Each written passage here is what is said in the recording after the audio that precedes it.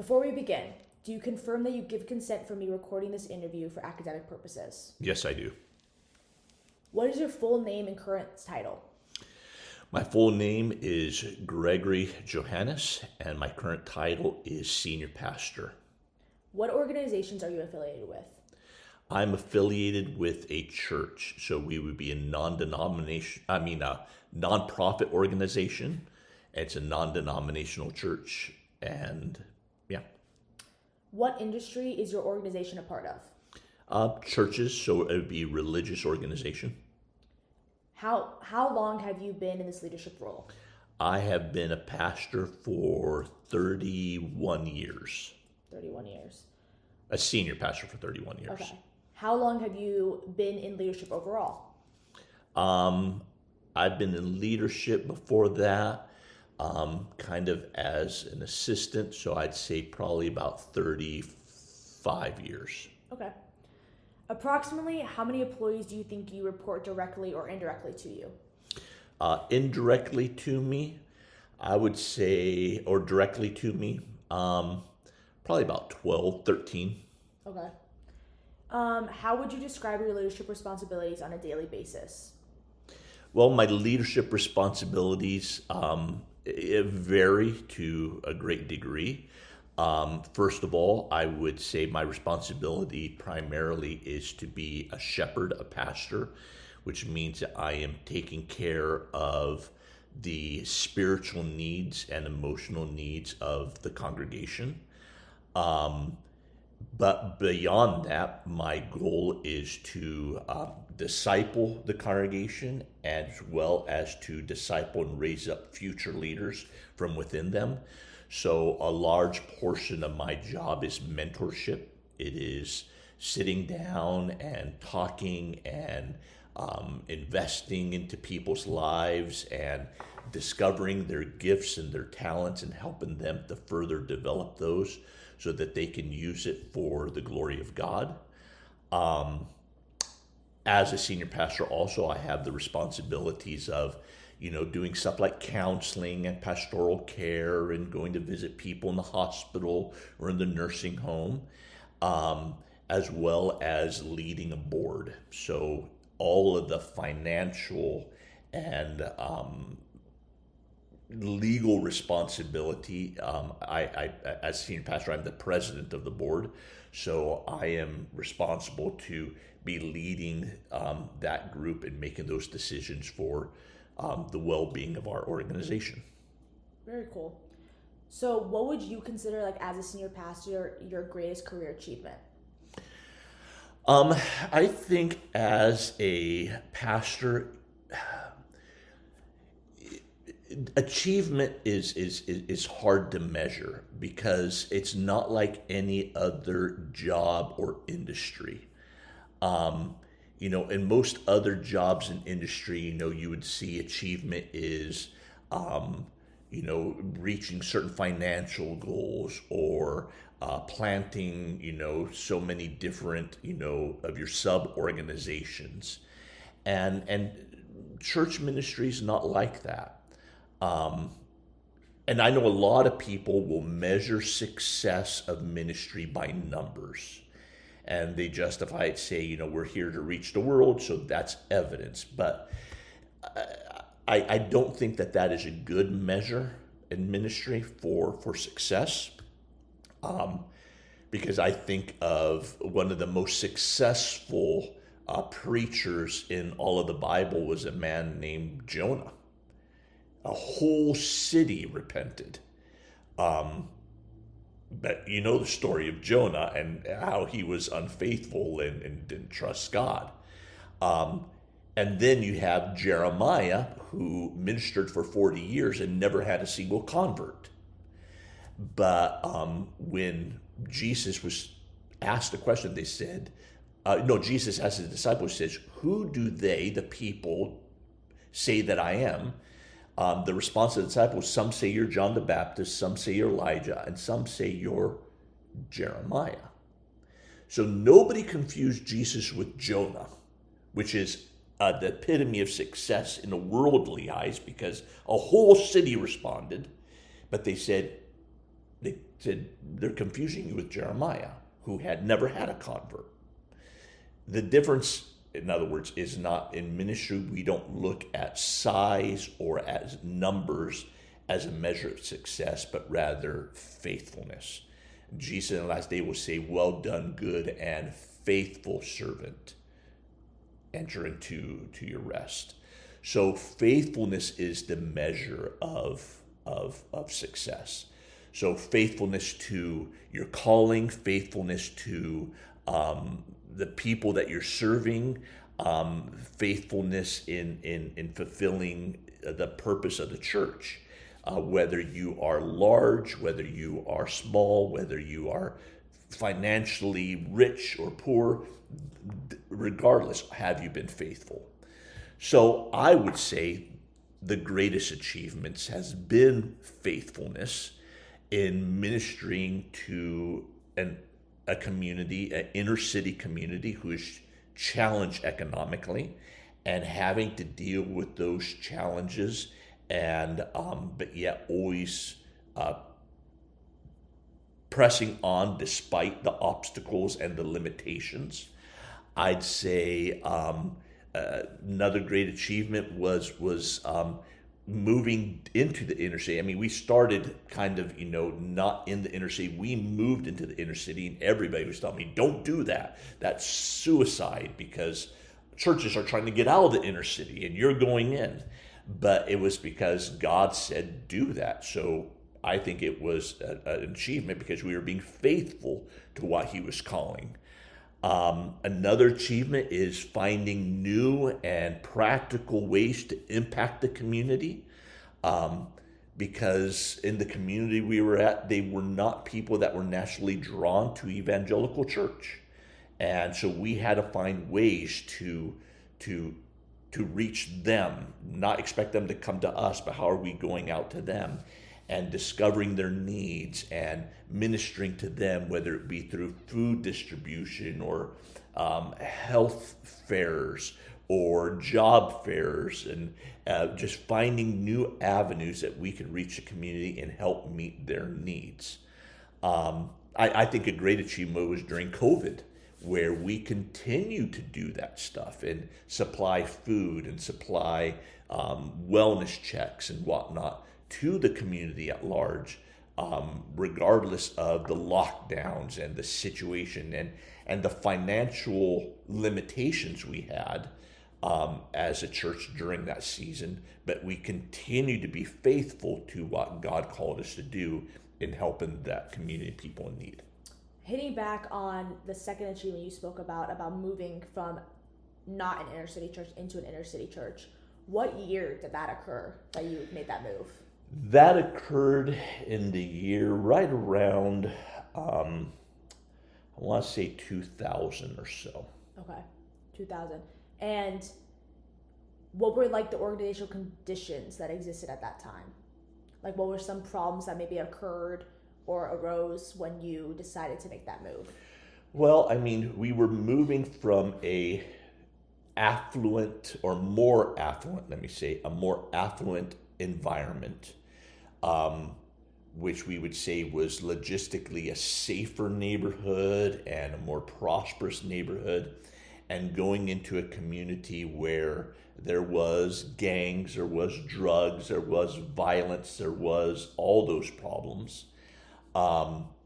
And having to transition a group of people, congregation, that were settled in one place and take them to another pasture, if you want to use that picture, and to give them the assurance and the sense of security and help them see the vision of what God was calling us to do. And if I can almost go back, that's one, I think my primary role is vision casting, and that is to perceive what we feel God wants us to do and get the congregation or the members of the church to see that and buy into it and invest their lives. So I'd say the biggest challenge was probably overcoming that hurdle where people were comfortable and now we're going into an uncomfortable situation, and helping them have that vision and that burden. And I think we did it successfully because, a lot of times when a church moves from one location to another, especially one neighborhood to another, there's a huge drop off in attendance and membership. We retained, I would say, probably 95% of our people. We lost very little in that transition. And I mean, we were moving, I'd say, 12, 15 miles away, so it wasn't just a small move. But the people followed us. They grasped the vision, and they bought into it, and they went down with us. And in doing so, what were maybe some management strategies that you applied in order to make that move successful and make this achievement a possibility? Management wise, I think first of all was the need to communicate in such a way that the people, the congregation, and my leadership were to catch the vision. And that sounds like an easy thing to do, but it is a lot more difficult to communicate vision in a way that people catch it and want to run with it. I think it was Habakkuk that God told, write the vision down and let them run. And that's the idea, is we put up the vision, and it's imparted into people's hearts so that they're the ones taking the motivation. It's not me driving the sheep. It is, I've inspired them, and they're taking up the responsibility to do it. And I mean, it was a huge logistic of moving a congregation, everything we owned, our people, our ministries, and to relocate everything to a new space.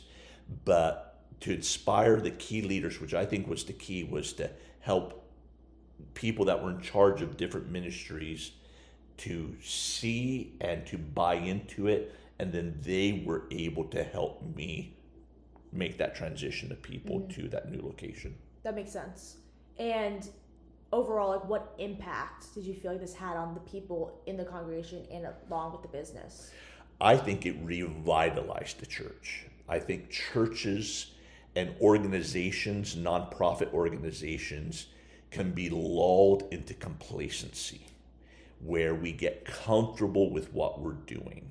We have a system, it works, and it's almost like, we can do it with our eyes closed, and that's never a healthy thing.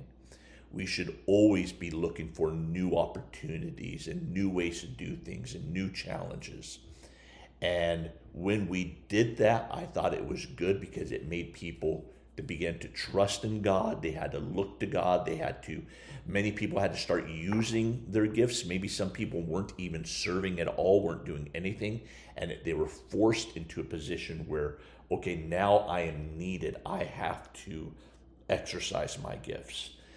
People who maybe I had invested into over a long period of time, now were kind of forced into leadership positions where they were having to take charge.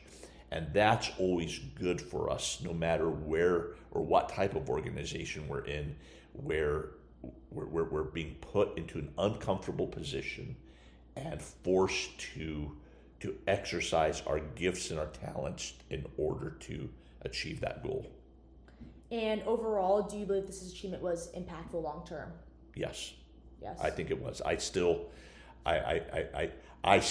get reports, even though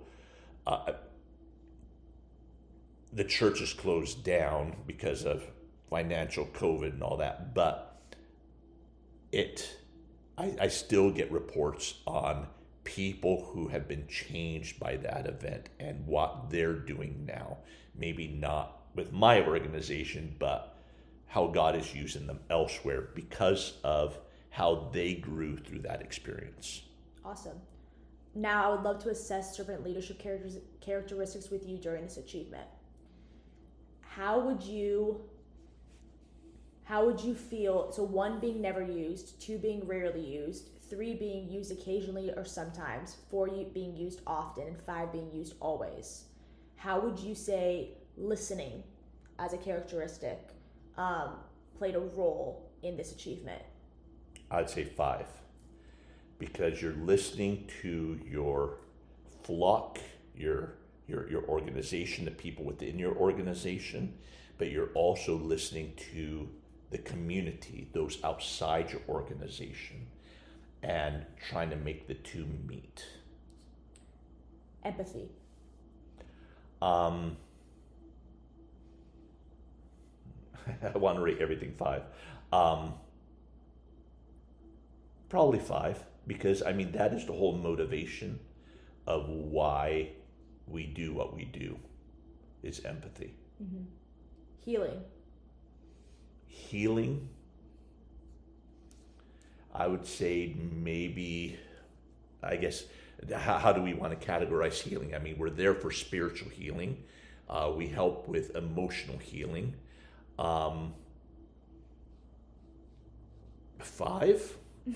I mean, church is a funny thing, and I mean, yeah. Awareness.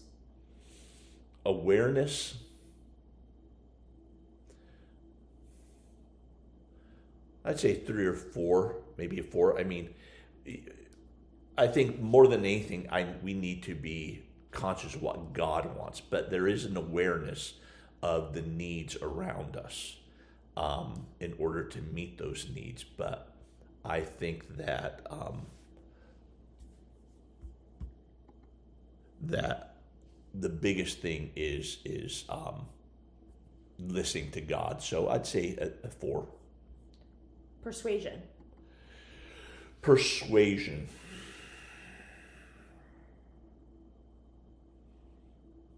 5.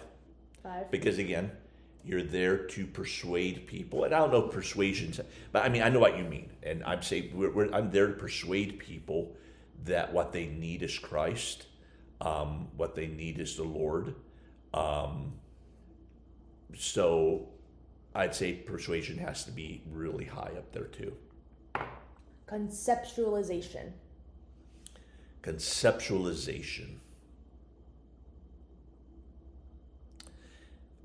The way I'm thinking conceptualization, I'd probably say a 3.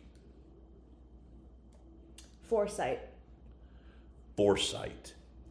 A 4. I mean, we're always looking at what will become, what will happen with decisions we make, or the lack of decisions, or what's going on in society and how that's going to affect us. I wouldn't say it's the determining factor of decisions we make, but it does play a role. So 4. Stewardship. In my case, it was a 5, because I mean we were inner city, lower income.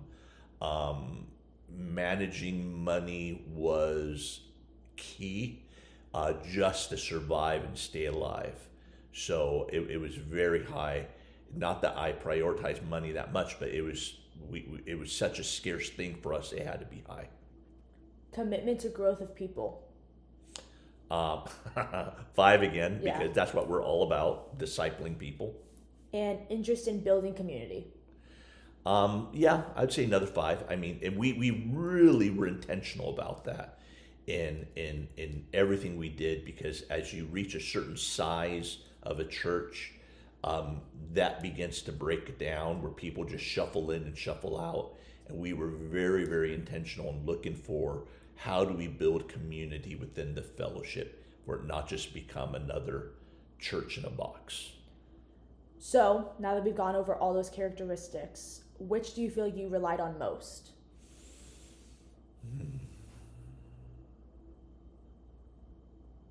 I would say probably the communication. But that's kind of the way I'm wired, the way I lead, the way I inspire, the way I help people, is through communication. So probably that was the primary one. Can you give a specific behavioral example? Well, I mean, as a pastor, I mean, you're communicating from the pulpit every Sunday, and every midweek. But besides that, it was also the communication of vision, the communication of our values, the communication of our mission, constantly communicating and bombarding your leadership and your congregation with these principles, so that you remain united and you remain heading in the same direction. Because if that's not being communicated, all of a sudden you might have part of your ministry going one way and another part going another way, and it starts to tear at the fabric of your organization. So communication to me was a constant importance, because it helped us stay on the path. And did you feel that communication required you to sacrifice or prioritize others?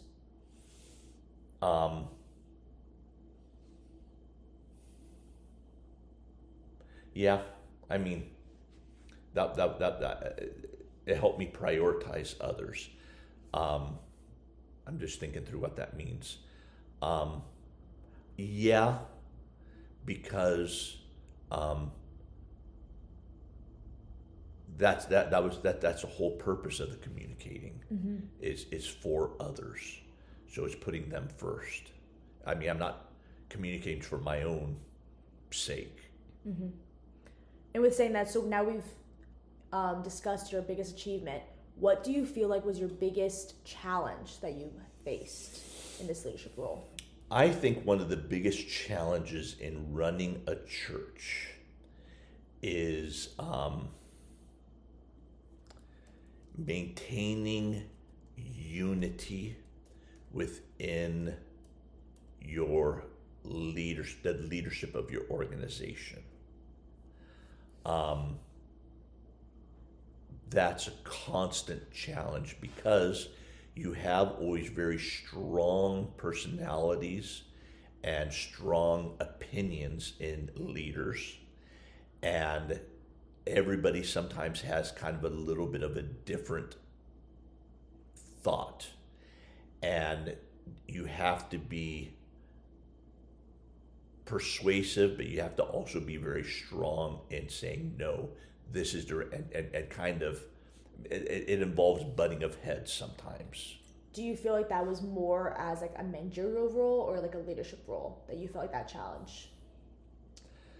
I felt that more in a leadership role.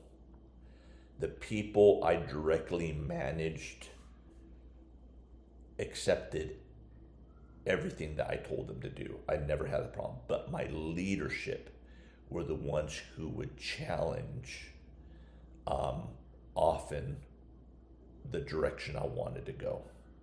Do you believe is your biggest managerial challenge that you faced? The biggest managerial challenge was never being able to afford enough workers. It was a big church with a lot of needs, and everybody always had 3 or 4 roles, which wasn't ideal. And the biggest challenge was, because it's inner city, lower income, not being able to afford the amount of workers and employees as you need. And that means everybody was overworked and stressed out.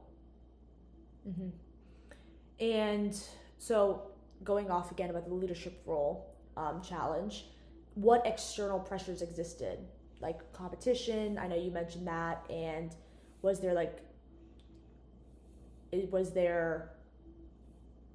the biggest challenges, I would say the biggest challenges, there was 2 or 3. The challenges from the outside, and I guess maybe I'm a little different in that, how can I explain this? I never viewed that our church was in competition with other churches. That's just not the way I view it. I think there is one pastor, and that's Jesus, and all of us are just sub-pastors. So the church down the street is just as much, part of the flock as mine, and we're not in competition, we're working together. But that's not the way all churches think and run. And because of that, sometimes you're dealing with pressures from the outside where people are, they look at you as the enemy or the opposition because maybe your church is growing or whatever, and they attack you. They try to steal your flock. They do stuff, and it's just weird because my brain doesn't work that way. Mm-hmm. So from without, I'd say that's the biggest challenge. From within, it is keeping your leadership unified, keeping your leadership on task and following the vision, and keeping that unity. And then I'd say the probably the biggest challenge is the fact that we're all sinners and everybody has a sin nature, and that's always reveals itself. So that comes from within us. Going back to what you said about, people challenging maybe your leadership role and with big personalities and trying to maybe take a bigger role than what they were given. Mm-hmm. How did you decide on which course to take action? And what did you end up deciding on doing with those people? Did you change a policy or change people? Yeah, and I think if I were to look back and say what was my greatest failure, was I surrounded myself with strong leaders, capable people, but with that came the tendency of them to want to control and to challenge. And you see, and I kind of come to with the philosophy of I raise people up and put them around me that I feel God has led me to raise up and that I respect and that I think are good and have something to offer, and that I need to listen to those voices. I don't surround myself just to surround myself with people, but I want to hear what they say and take into account. But sometimes their intentions aren't so pure. And there are people I probably should have removed from leadership by force because they were going south, and I didn't. Because I was like, no, God told me to have them here, and I need to, endure this. And no, they had gone off track. They were chasing their own vision rather than God's vision, and I should have just forcefully removed them before they caused trouble. That, I would say, was one of my biggest failures. And when you were dealing with these people, did you feel like you relied more on structure and control or influence and inspiration? I was trying to use influence and inspiration, but I should have used structure and control. And do you... Because in our structure, I am the head pastor, I am the president of the corporation, and I can make any decision I want. And if I would say, you're no longer part of the board, I had that authority according to our bylaws. So that's why I say structure and control. I could have just booted these people and I had all the authority. It's just the way we were structured. I didn't. I was trying to inspire. I was trying to bring them along. And sometimes people they don't respond to that. And I should have just been more adamant and just remove them. Now, do you believe that when you faced this challenge, that you acted more as a manager or as a leader, and why? And when I say manager, I mean focus on systems, factual, or as a leader, focus on influence and vision. And I think that's a great question. I think I was probably acting more like a manager than a leader. I was trying to manage the situation rather than just being a leader and say, you know what, you no longer see our organization the way it's been established, you need to leave. Mm-hmm. And that's what a good leader would have done. Now, going back to the same characteristics we spoke about earlier about your greatest achievement, we're going to rate now again, but with your greatest challenge. Okay. Listening. Do you want a reminder of what the numbers are? No. I remember the numbers. I'm thinking. I'm trying to be honest in my evaluation here. So when I was facing my greatest challenge, listening, I'd still say it was 5. Empathy. 4.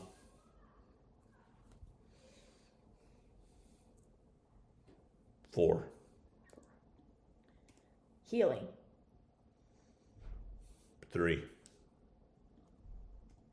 Awareness. 3. I was blindsided by a lot. Persuasion. 4. Conceptualization. 3. Foresight.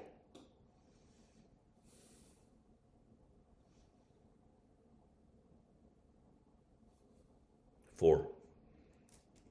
Stewardship. 5. Commitment to growth of people. 5. An interest in building a community. 5. Which servant leadership trait helped most during this challenge? Which servant leadership trait helped the most in this challenge?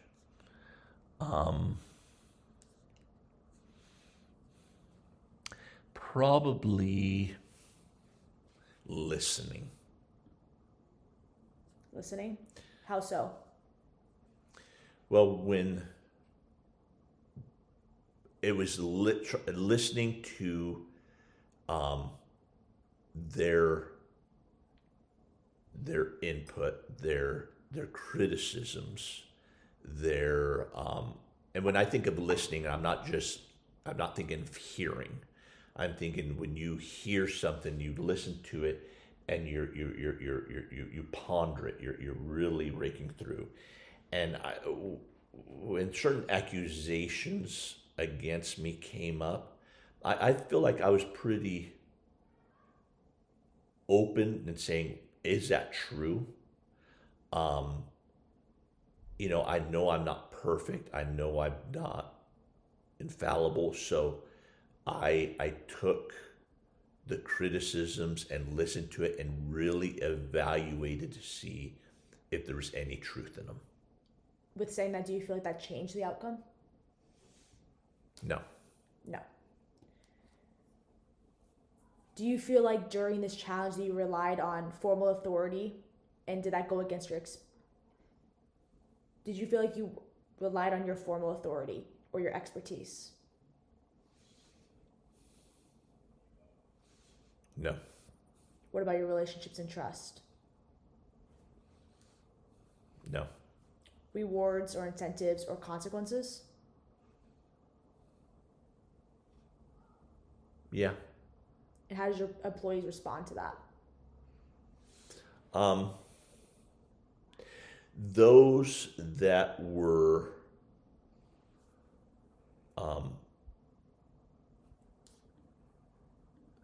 my employees responded positively to it. But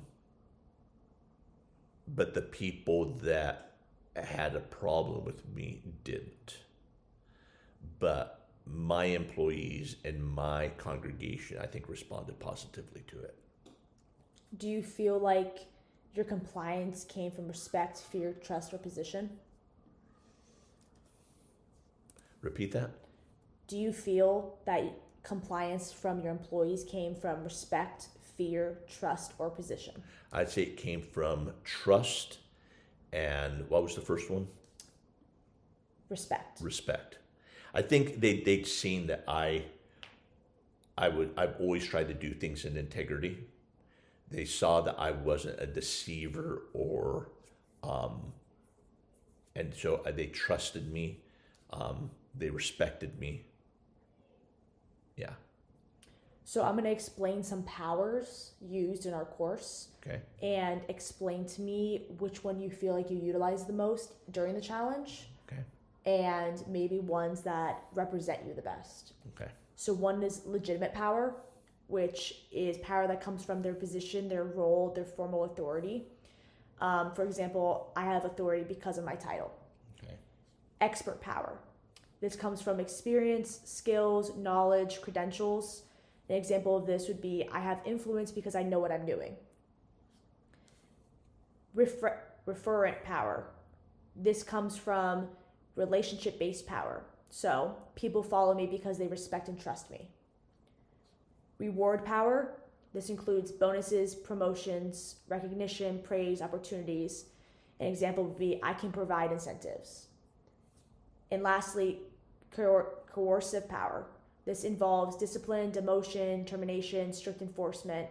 An example would be there are consequences if expectations aren't met. Relational, that third one.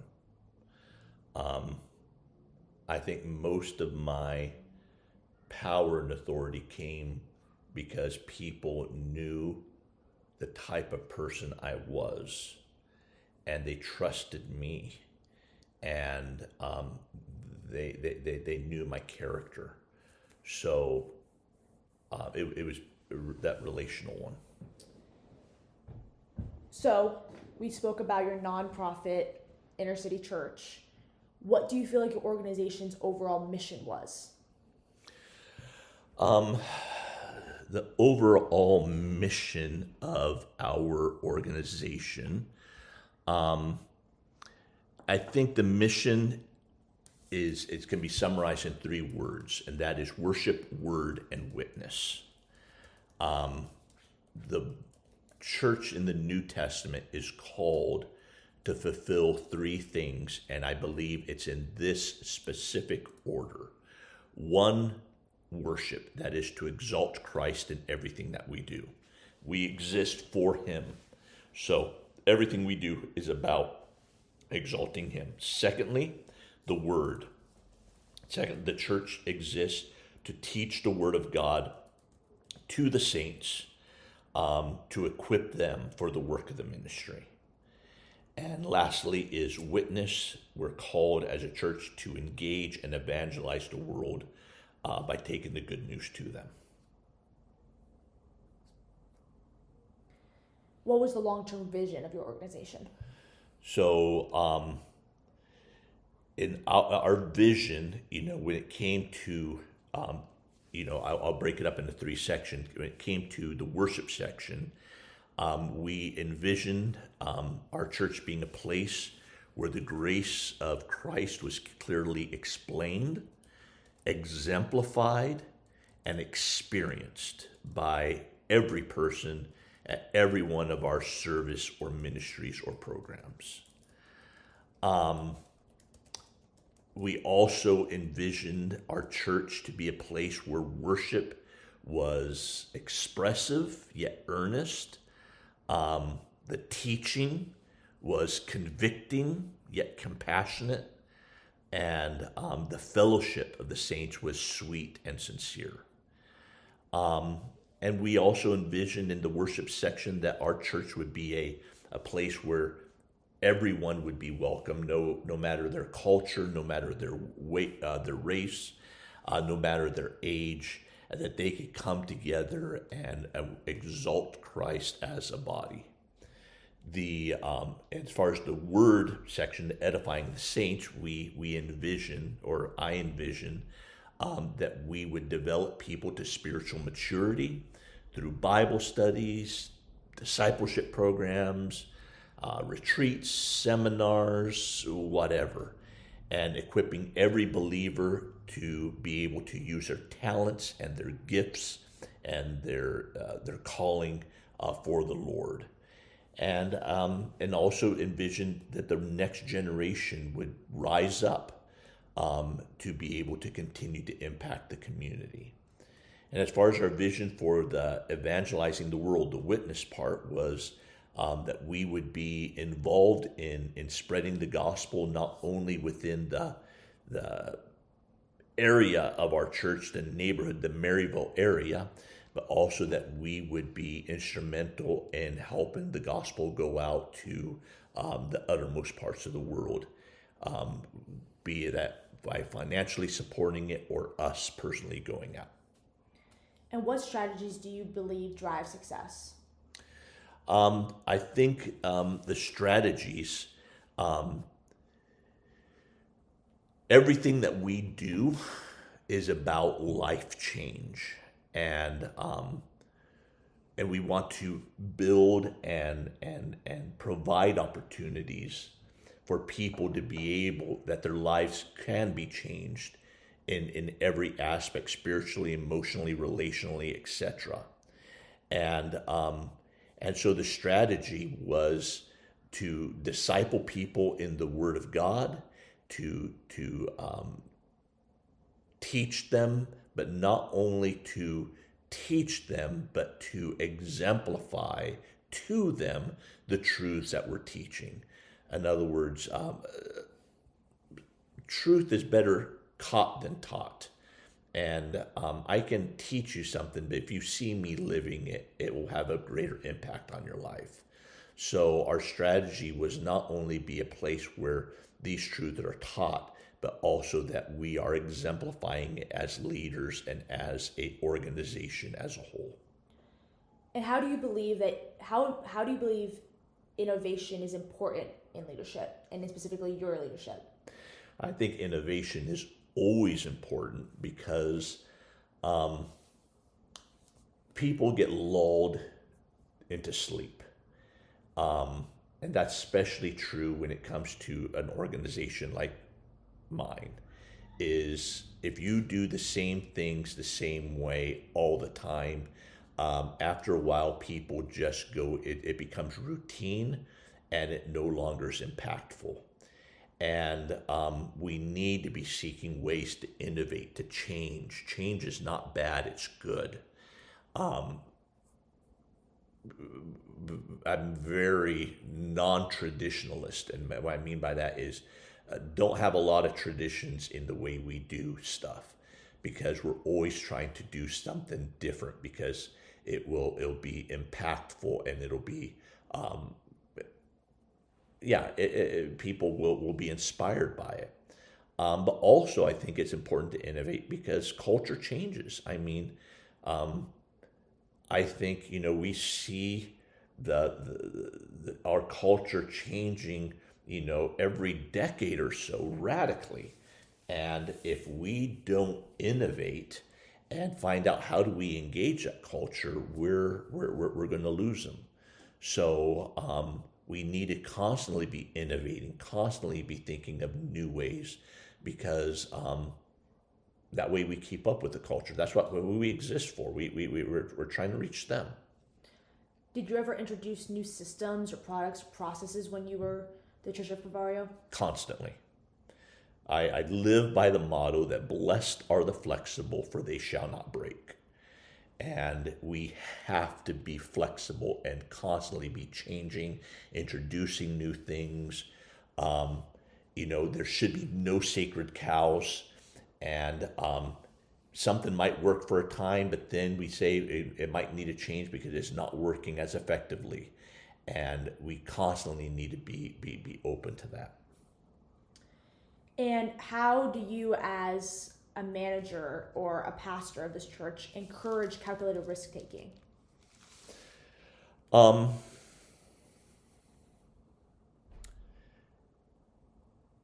I don't feel that, I think taking risks is good. And as I always tell people, if it doesn't work, no big deal. We'll try something different. Mm-hmm. And so I'm always telling people, let's try something new. Let's try to do this a little bit different. Because I think that's what we're called to do. We're called to risk it all. We set unattainable goals, and we trust an unstoppable God. And we put everything on the line, trusting that God is working behind the scenes. And, sometimes people, organizations, ministries, they want to be safe. And I think we need to take risks. Jesus told his disciples, go into the world, talk about risk taking, but they did it. and the whole world was transformed because of that. So taking risk is huge. So now together we are going to go over a similar exercise where I'm going to give you characteristics and you're going to rate them from 1 to 5, the same rating scale. This is now based off of your mission and your organization's vision and entrepreneurial mindset. Your need to achieve. Need to achieve.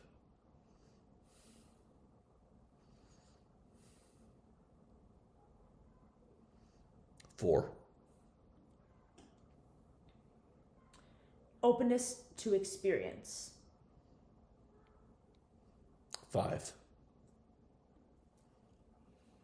Innovative and creative ability. 4. Risk propensity. Propensity, yeah. Yeah. 5. 5. Proactivity and work ethic. 5. Entrepreneurial self-efficiency. 4. And lastly, internal locus of control. 3. Now, which entrepreneurial trait best supports the mission, in your opinion? Of those that you mentioned,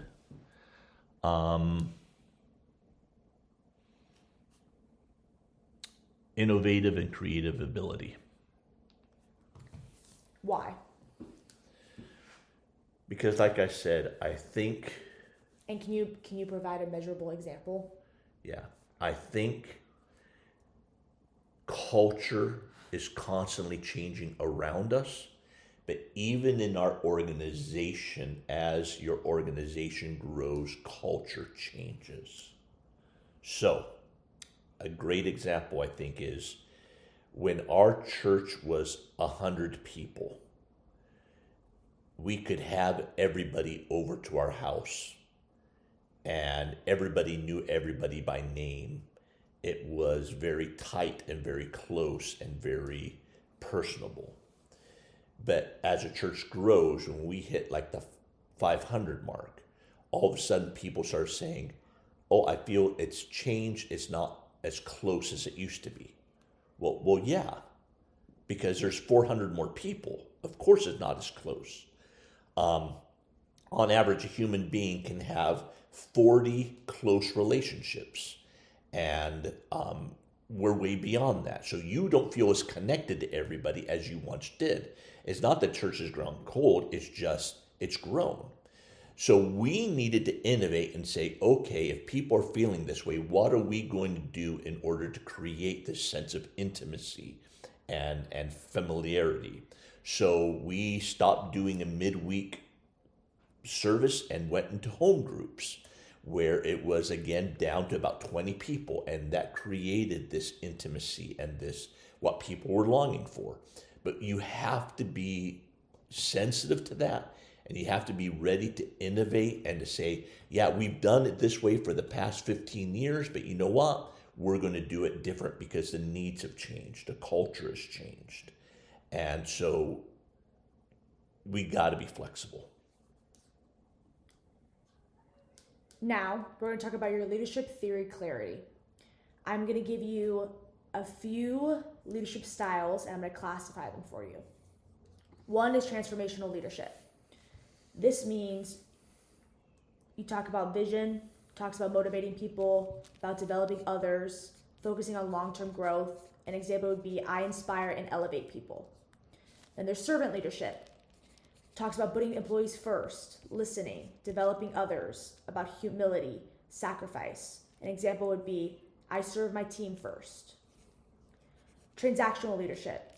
It's about structure, clear expectations, performance metrics, bonuses or consequences.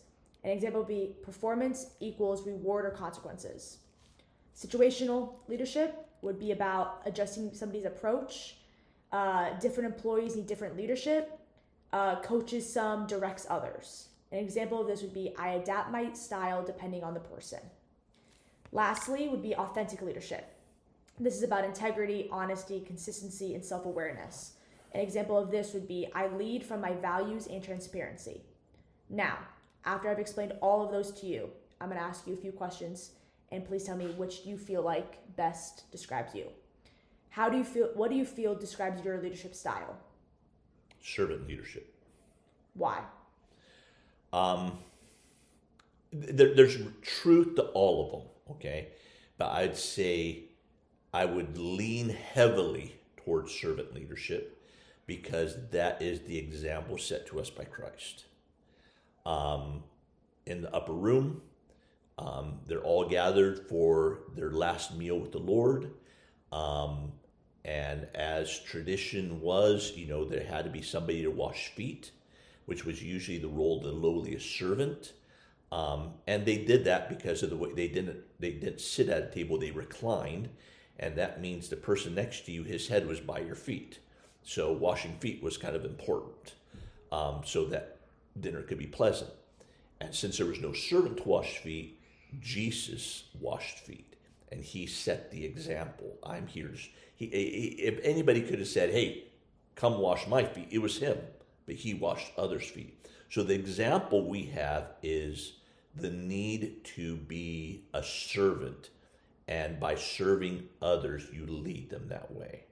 So in a practical way, I remember one of my biggest pet peeves was whenever we had a function at church and things were wrapping up, to see a leader of a ministry or on staff sitting down and not doing anything because I was the first one to grab a trash bag and start picking up trash. And it bugged me that they didn't have that heart to serve others.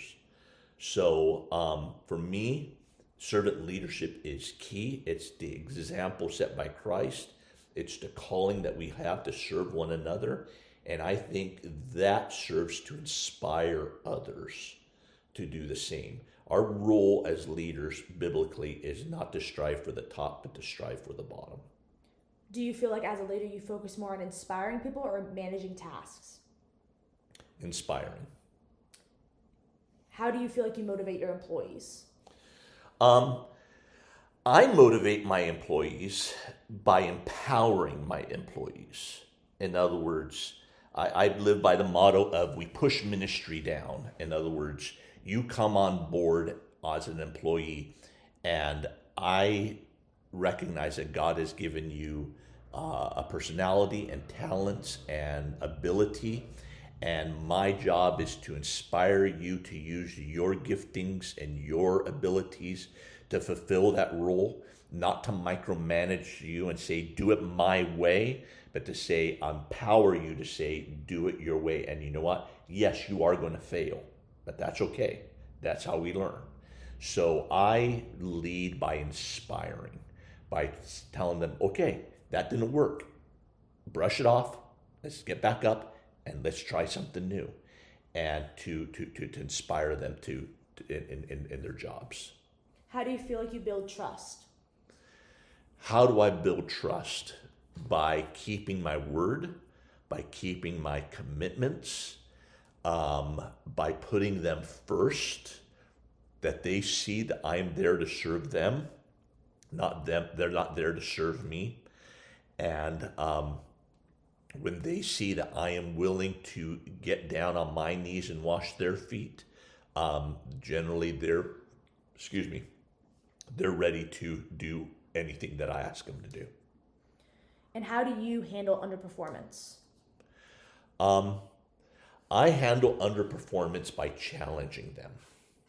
In other words, if I see that somebody is slacking or not reaching their potential, I will call them aside and I will try to inspire them, saying, hey man, I see more in you. I see, and try to help them try to help them recognize who God has made them and the potential that they have, and hopefully that they be inspired to do better. What 3 characteristics do you feel like are essential for a leadership success? 3 characteristics for leadership success. Humility / servant leadership.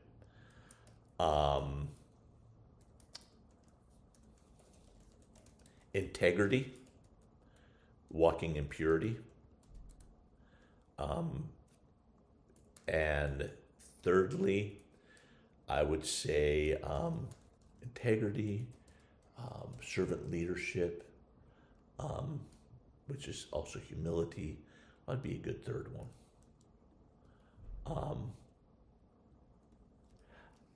How can I put this into a word? It is doing my best. I want people, and I think it's important that people come and try to do their very best. Not half-hearted, not half-witted, but doing their best in whatever they're doing. And it might not be perfect, but that's okay. You're doing your best. And I think that's a hugely important characteristic. And what behaviors should leaders avoid? What behaviors should leaders avoid? Leaders should avoid the lack of integrity. They should avoid being domineering or hyper controlling. I think that exasperates people. And thirdly, what was the first one I said? Lack of integrity. Lack of integrity. Yeah, I think we lead out of our integrity. And people know whether you're being truthful or not. So a third one, lack of love. Lack of genuine concern for your employees. You can't inspire them if they know you don't care about them. What mistakes do you feel like delayed your growth? What mistakes delayed my growth? Wow.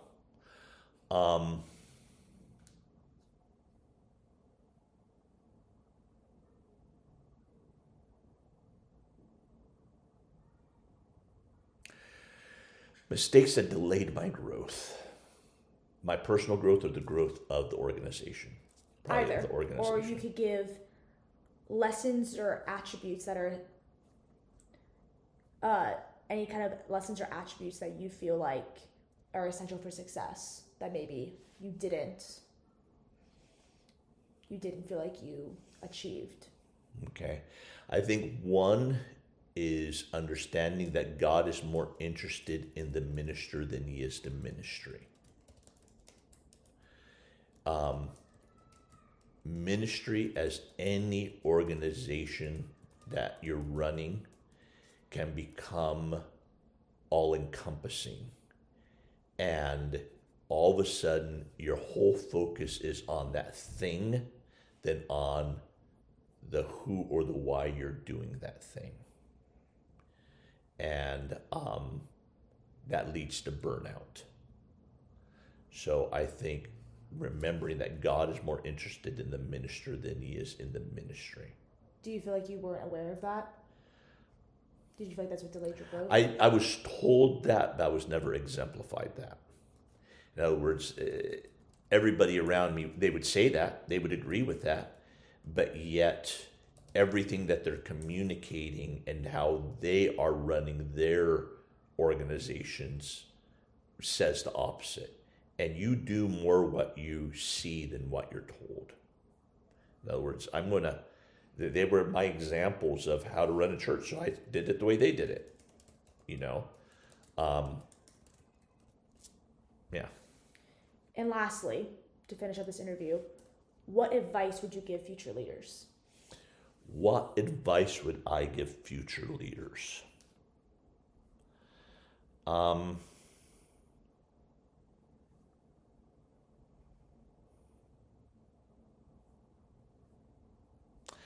I would advise them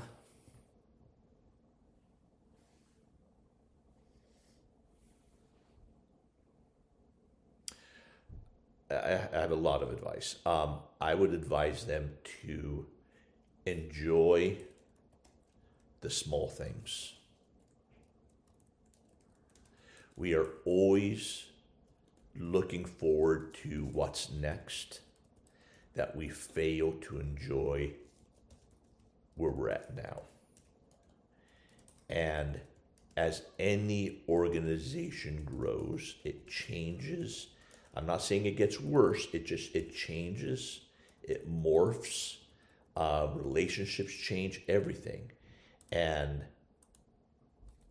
don't despise the day of little things. Enjoy them, cherish them, because when you grow bigger, you can't have that back. And you say, oh, remember when? Well, if you enjoyed it, you'll be satisfied. But otherwise, it's lost.